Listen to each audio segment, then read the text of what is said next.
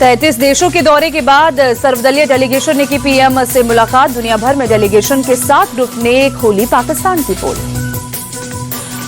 सर्वदलीय डेलीगेशन के सदस्यों के साथ मुलाकात के बाद पीएम मोदी ने किया एक्सपोस्ट। लिखा, जिस तरह से उन्होंने भारत की आवाज को आगे बढ़ाया उस पर हम सभी को गर्व है।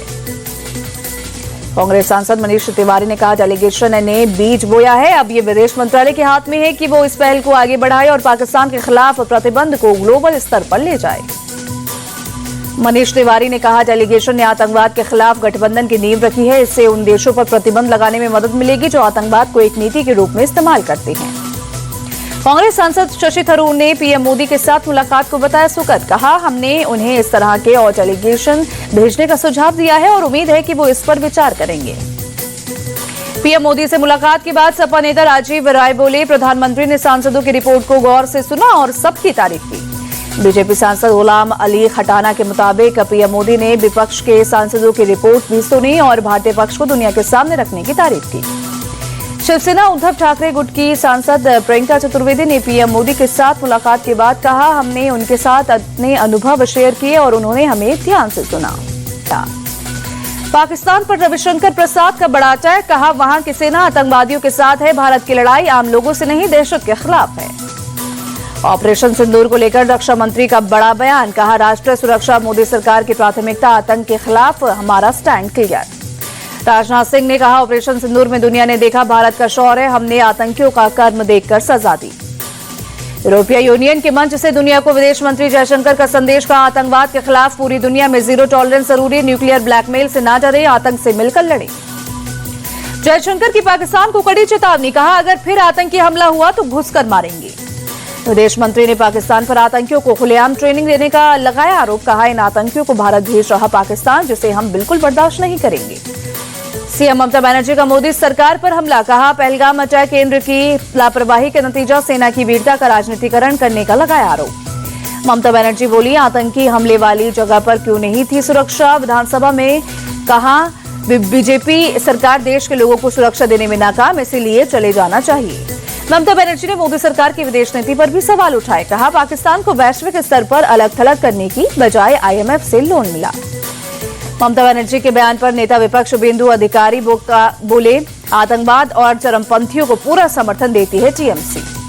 ममता बनर्जी वोट बैंक की राजनीति करती है। बीजेपी नेता अग्निमित्रा बोली, 33% मुस्लिम वोट को खुश करने में लगी हैं।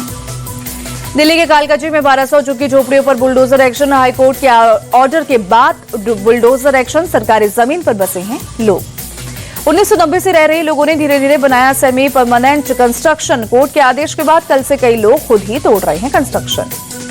सोनम को देर रात पटना से फ्लाइट से गुवाहाटी तक लाई मेघालय पुलिस। गुवाहाटी से सड़क मार्ग से शिलांग लाई गई सोनम। राजा रघुवंशी की हत्या की मास्टरमाइंड थी सोनम, हर काम में थी शामिल। इंदौर पुलिस के सामने चारों आरोपियों ने किया जुर्म कबूल। इंदौर क्राइम ब्रांच की एसीपी पूनम चंद यादव के मुताबिक चारों आरोपियों ने बताया, राजा रघुवंशी की हत्या के वक्त मौके पर ही मौजूद थी सोनम। इंदौर पुलिस के मुताबिक लोकल से ही खरीदा गया था हथियार। राजा रघुवंशी पर हमला पहला बार विशाल ने किया और शव को खाई में फेंका। इंदौर पुलिस ने किया खुलासा, राज कुशवाहा ने तैयार की थी हत्या की योजना। तीनों आरोपियों को 40 से 50 हजार रुपए देकर ट्रेन से भेजा था शिलांग। राजा और सोनम के जाने से 3 दिन पहले भी तीनों आरोपी शिलांग के लिए निकल गए थे। सोनम से लगातार संपर्क में थे। मौका मिलते ही राजा की हत्या की। केरल में भारत के रेस्क्यू ऑपरेशन पर चीन ने जताया आभार। जलते जहाज से इंडियन नेवी ने चीनी और ताइवान नागरिकों की बचाई जान। मुंबई पुलिस सूत्रों के मुताबिक एनसीपी नेता बाबा सिद्दीकी की हत्या का मास्टरमाइंड जिशान अख्तर कनाडा में पकड़ा गया। लॉरेंस बिश्नोई गैंग का मेंबर जिशान हत्या में शामिल शूटर्स का हैंडलर था। दिल्ली के दयालपुर नाबालिग रेप और हत्या का आरोपी नौशाद गिरफ्तार। पुलिस के साथ मुठभेड़ के बाद पकड़ा गया। हापुड़ बुलंदशहर रोड में नौशाद ने पुलिस कांस्टेबल अमित मान पर ब्लेड से किया हमला। पुलिस ने जवाबी कार्रवाई में पैर पर मारी गोली।